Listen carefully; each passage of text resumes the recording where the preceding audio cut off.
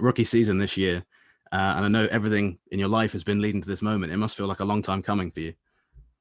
Yeah, it's been obviously it's been some time now. We've been working towards it since basically, yeah, I'm 7 or 8 years old, and then getting to the international races when I was 11. So yeah, it's been a long time. It's been a hell of a ride, but finally arrived at there. So really happy about it. And I know that throughout your career, you've always had one question that's followed you, and it's been the fact that you're a Schumacher, the fact that you're a son of Michael. What's that been like dealing with from, like you said, from the very beginning of your career, you were karting from 6 or 7, and I suppose that's been a recurring question. So how have you found that?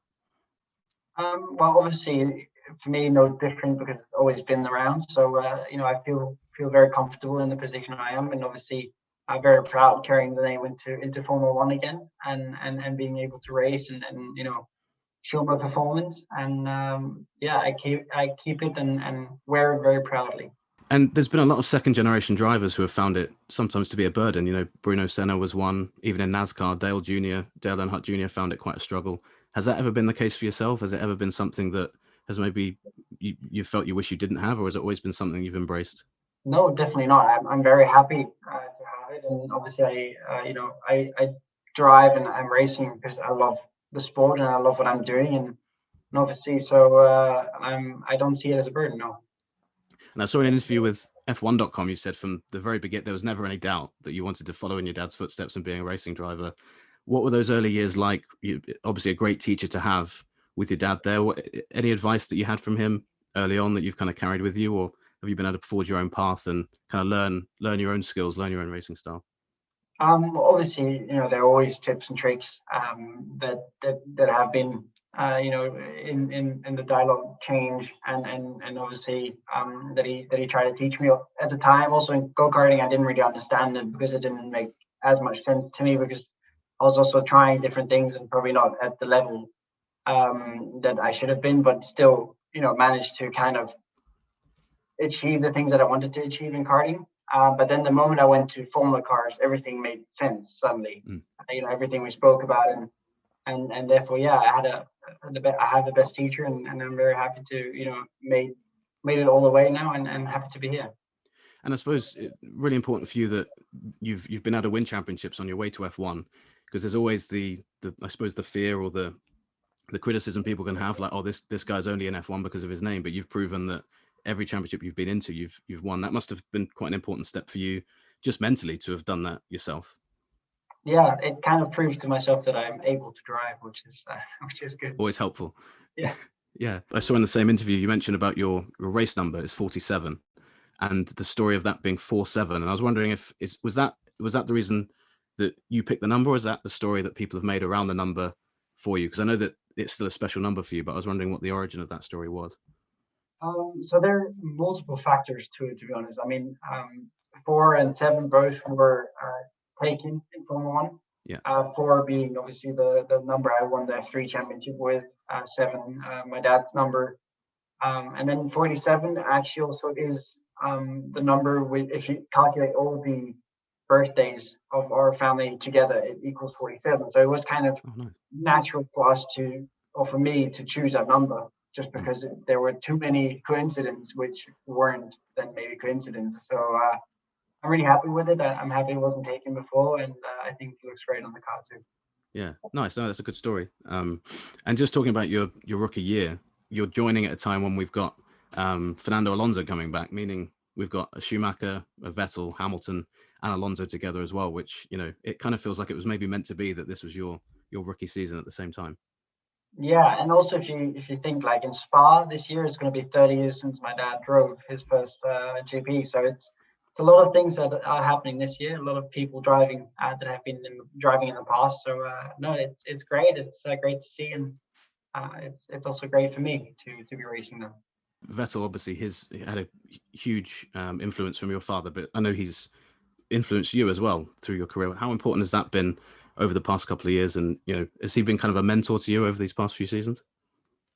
Well, we've always been in contact over the years, and it's always been great to also hear his advices and his stories on how racing was. Obviously, he has a lot of experience, And even now, also last year, we've been actually neighbors with the campers, and so it was also nice to also see each other then at times when he was going to work and I was going to work. So Mm. no, it's been great. We had the Race of Champions together in 2019, I think, 2018 it was.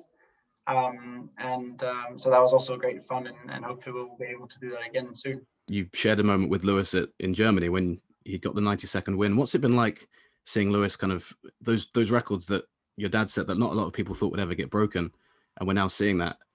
For you, how is that? It must be, for me, I maybe would find it a bit strange. How have you found it kind of being there as that's happening? Well, my dad always said, records are there to be broken, and I do say the same. And records are there to be broken. Records are there to be set as a target, because obviously, if you manage to break the records, you're counted as one of the best racing. So, I guess also everything by its time. Times change, and um, you have to set yourself a target, and the records are the target sometimes. How do you see the future with Ferrari going? I mean, have they set you any targets for Haas? Have they said, by this point we might be considering you for a top drive, or has it not even been that that detailed yet when you've had those discussions with them? Well, I guess it's quite hard to speak about that right now. Obviously, it's also confidential in one way, but definitely there's not a strict target directly which has been set by me by them to me, but definitely there are targets that I want to achieve and I want to do. And if I'm able to impress and show them that I'm trying to do everything impossible to obviously bring the team and the car and myself from where I'm now to a great position the end of the year, I guess then people will definitely be more attentive to what I'm doing. And we saw you have a couple of promotional runs with your dad's car last year in Mugello. I know you've driven the Benetton. I assume those are off the table now that you're fully focused on Haas, or do you think you might maybe sneak one in here or there? You mentioned the Spa anniversary this year. Well, I guess those cars were really amazing to drive, so I would be happy to jump back into one, especially the V10. So yeah, fingers crossed. Yeah. And just looking at the calendar for your rookie season, any tracks that you've kind of already circled as like, I can't wait to get to this place, or anything that really sticks out for you? Well, definitely Spa, and I guess also Japan. Well, Suzuka is one of the tracks that I've always been looking forward to. So definitely, hopefully, we'll be able to get there and race. I guess Singapore is also very special. I've never been there, so that's going to be very interesting too. And you've been both a teammate of Nikita's in the past and a rival last year. What kind of racing driver is Nikita? Because I know that you two guys have had some real wheel-to-wheel fights in the past. Well, I know him from go karting when we've been teammates in Tony Kart.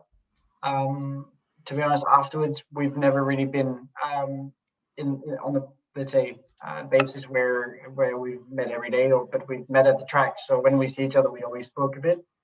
But definitely he's a hard fighter, and I'm looking forward to the battles that we might have this year. Thanks for watching ESPN on YouTube, and for more sports highlights and analysis, be sure to download the ESPN app, and for premium content plus live streaming, make sure to subscribe to ESPN Player.